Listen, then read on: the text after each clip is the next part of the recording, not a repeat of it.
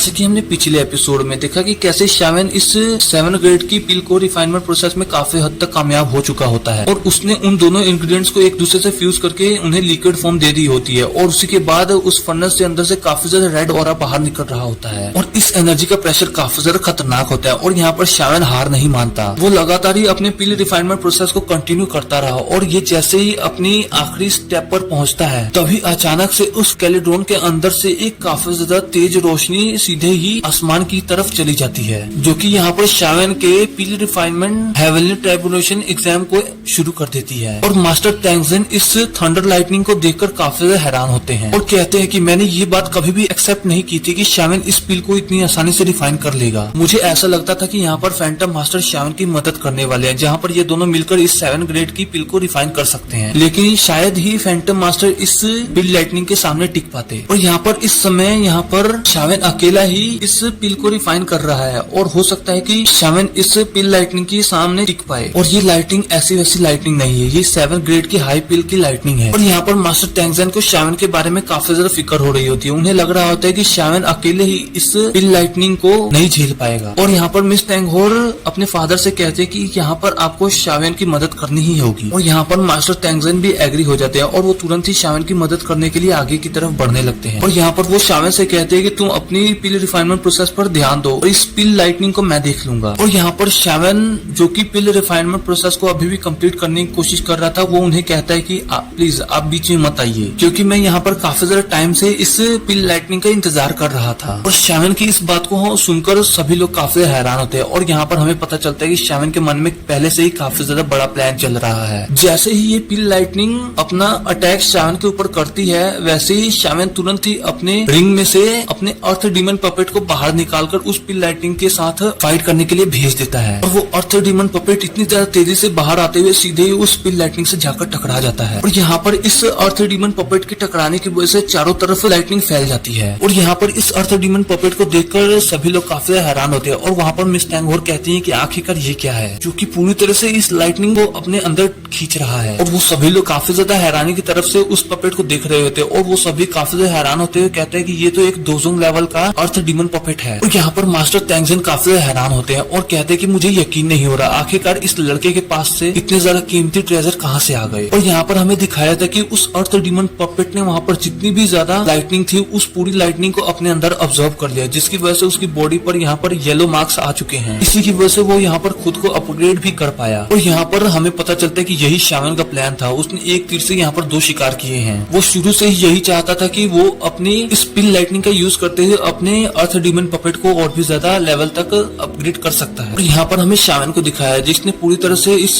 7 grade की fire बुद्धि पिल को रिफाइन कर लिया है। और यहाँ पर शावेन उस पिल को मास्टर टैंगजेन को दिखाते हुए कहता है कि मास्टर टैंगजेन, मैंने जैसा आपसे कहा था कि मैं आपको यहाँ पर निराश नहीं करने वाला, मैंने बिल्कुल वैसा ही किया है, मैंने अपना वादा पूरा किया। और यहाँ पर अगले 3-4 दिनों तक शावेन लगातार ही रेस्ट करता है क्योंकि उसने इतना ज्यादा बड़ा काम जो किया था। और यहाँ पर 3 दिन के बाद बर्निंग फ्लेम वैली का होल का सीन दिखाया जाता है, जहाँ पर सभी एंसेस्टर्स मास्टर टैंगजेन से कह रहे थे कि आखिरकार तुम क्या कह रहे हो, आप यहाँ पर एक अनजान से लड़के को यहाँ पर हमारे सेक्ट की सीक्रेट टेक्निक दे सकते हो, क्या तुम्हें पता नहीं कि ये एक एंसेस्ट्रल टेक्निक है, हम अपनी इस टेक्निक को यूं ही किसी बाहर के बंदे को नहीं दे सकते। और यहाँ पर ये सारी बातें सुनकर मास्टर टैंगजेन काफी ज्यादा गुस्सा करते हैं और वो तुरंत ही कहते हैं कि सेकंड एल्डर, क्या तुम चाहते हो कि मैं अपने किए हुए वादे को तोड़ दूं? मैंने उस लड़के येनशाओ से वादा किया था कि यदि उसने मेरे काम को पूरा किया तो मैं उसे इस टेक्निक को जरूर दूंगा। और तभी हमें वहाँ पर दिखाया जाता है कि मिस टैंगहोर साथ शावेन भी वहाँ पर आ जाता है। और शावेन को वहाँ पर देखकर मास्टर टैंगजेन उससे पूछते हैं कि शावेन आखिरकार अब तुम कैसे हो, क्या तुम पूरी तरह से रिकवर हो चुके हो? और यहाँ पर हमें उस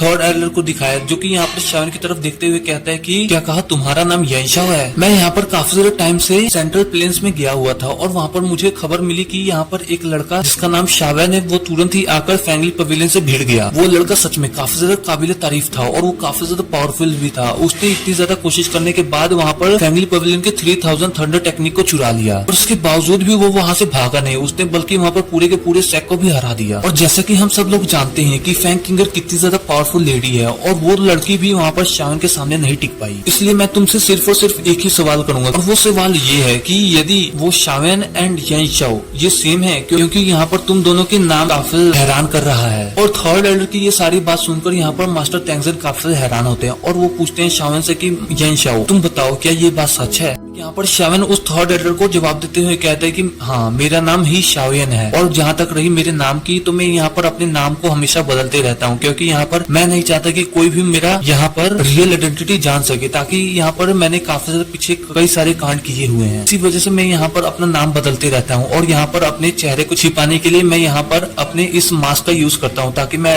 अपनी आइडेंटिटी सभी के सामने से हाइड कर सकूँ। लेकिन यदि आपको यहाँ पर मेरी इस रियल आइडेंटिटी को ही देखना है, तो मैं यहाँ पर अपना मास्क इजिली हटा सकता हूँ। ना कहते ही शावन तुरंत ही वहाँ पर अपना मास्क अपने फेस से हटा देता है, और ये सब देखकर मिस टैंगोर काफी हैरान हो जाती है, क्योंकि उसने सोचा नहीं था कि शावन इतना ज्यादा हैंडसम होगा। और इसके साथ ही वहाँ पर सेकंड एल्डर तुरंत ही खड़े हो जाते हैं और कहते हैं कि तुम्हारे पास छुपाने के लिए कुछ नहीं था, तो तुमने अपनी आइडेंटिटी को क्यों हाइड किया? और मुझे ऐसा लगता है कि शावन, तुम यहाँ पर जरूर कोई ना कोई बुरी चाल चल रहे हो, क्योंकि तुमने पहले भी फैंगली पवेलियन से उसकी 3000 थंडर टेक्निक को चुराया है। अब तुम यहाँ बर्निंग फ्लेम वैली आ चुके हो, ताकि तुम यहाँ पर आकर हमारी सीक्रेट टेक्निक हमसे छीन सको। इसलिए तुम मुझे साफ साफ बताओ कि आखिरकार तुम यहाँ पर दूसरों की टेक्निक का लेकर क्या कर सकते हो? तुम्हारे रियल प्लान्स क्या है? तुम यहाँ पर बताओ। और इतना कहते ही वो यहाँ पर शान पर काफी ज्यादा गुस्सा करने लगते हैं, और यहाँ पर इन दोनों को इतना ज्यादा शान के ऊपर गुस्सा करता हुआ देख मास्टर तैंगजन काफी ज्यादा गुस्सा करते हैं, और तुरंत ही यहाँ पर इन दोनों को शांत कराते हैं। और यहाँ पर थर्ड एल्डर भी समझ जाते हैं कि सैक लीडर इतनी आसानी से यहाँ पर शावन का साथ नहीं छोड़ने वाले, और यहाँ पर वो तुरंत ही खड़े होते हुए कहते हैं कि यदि सैक लीडर ने एक बार इसे इस टेक्निक को देने का वादा कर दिया है, तो हम इससे पीछे नहीं है, और हम किसी न किसी तरह से जरूर इस फैसले का डिसीजन करेंगे। और यदि यहाँ पर शावन को इस सीक्रेट टेक्निक चाहिए, तो यहाँ पर वो उसे हमारे सैक का एक कोर डिसाइबल बनना होगा। उसके बाद सैक लीडर जो चाहे वो कर सकते हैं। उसके बाद इस बात से किसी को भी एतराज नहीं होगा। और इस टेस्ट का नाम सुनकर शावन तुरंत ही एग्री हो जाता है, क्योंकि यहाँ पर शावन को किसी भी तरह से टेस्ट देने में डर नहीं लगता। और इसके बाद हमें एरिना का सीन दिखाया है, जहाँ पर शावन इस कोर डिसाइबल टेस्ट को देने के लिए तैयार था, और यहाँ पर बर्निंग फ्लेम वैली के सारे डिसाइबल्स एंड मास्टर्स भी मौजूद थे। और यहाँ पर सेकंड एल्डर कहते हैं कि ये बहुत ही जरूरी काम है, इसलिए सेकंड एल्डर यहाँ पर शावन से फाइट करना चाहेंगे। और यदि यहाँ पर शावन इनके 10 हमलों से खुद को बचा पाया, तो इसका मतलब साफ है कि शावन इस टेस्ट में पास हो चुका है।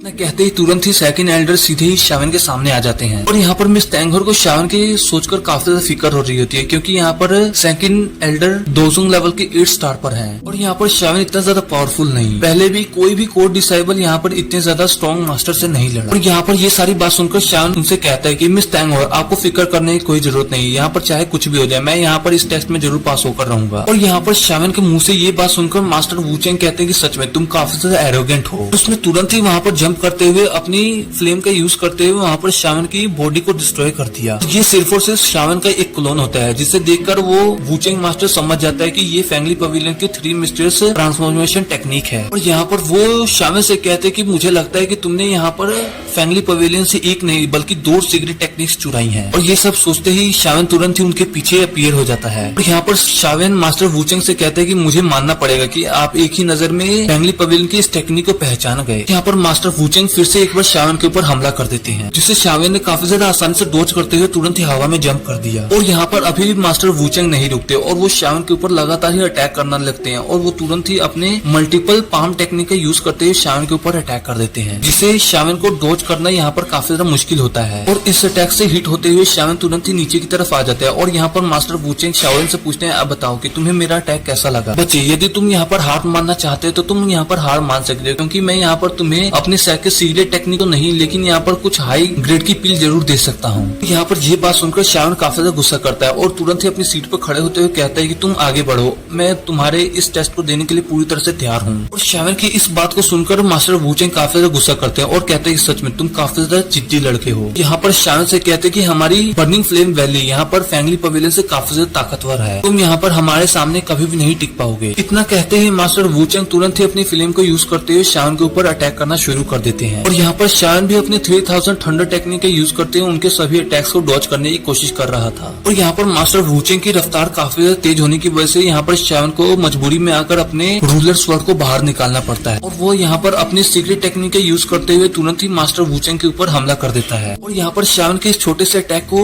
डिस्ट्रॉय करना मास्टर वूचेंग के लिए कोई ज्यादा बड़ी बात नहीं होती, और वो तुरंत ही शावन के इस अटैक को डिस्ट्रॉय करते हुए शावन की तरफ आगे बढ़ने लगते हैं। और वो यहाँ पर शावन से कहते हैं, क्या हुआ, बस तुम्हें यहाँ पर इतनी ही हिम्मत है? और यहाँ पर शावन वहाँ पर एक बड़ा सा स्लैश लगाने की कोशिश करता है, ताकि वो उन्हें हिट करके नीचे गिरा सके, लेकिन वो उसे अटैक को काफी ज्यादा आसानी से डॉज कर लेते हैं, और तुरंत ही शावन के ऊपर मल्टीपल पाम टेक्निक का यूज करते हुए उसे दीवार से लगा देते हैं, जिसकी वजह से शावन को यहाँ पर काफी ज्यादा दिक्कत होती है। है। और इससे पहले यहाँ पर शावन खुद को संभाल पाता तभी वहाँ पर मास्टर वुचेंग पूरी तरह से पहुंच जाते हैं और वहाँ पर शावन के ऊपर पंचेस की बरसात करने लगते हैं। और यहाँ पर शावन की हालत काफी से खराब होती है और यहाँ पर मास्टर वुचेंग अभी भी रुकने का नाम नहीं ले रहे होते। वो लगातार ही शावन के ऊपर अटैक करने लगते हैं और वो तुरंत ही शावन को अपने पैर से एक किक मारते हुए जोरदार नीचे पटक देते हैं। और यहाँ पर मास्टर वुचेंग की इस ताकत को देखकर मिस तैंगहोर काफी ज्यादा परेशान हो जाती है, क्योंकि यहाँ पर शावन के जीतने के आसार कहीं भी नहीं लग रहे थे। और यहाँ पर मास्टर वुचेंग शावन को गले से उठाते हुए कहते हैं कि तुम बच्चे यहाँ पर हार मान लो, मैं तुम्हें अब तक पता लग ही गया होगा कि मैं यहाँ पर तुम्हारी जान नहीं लेना चाहता,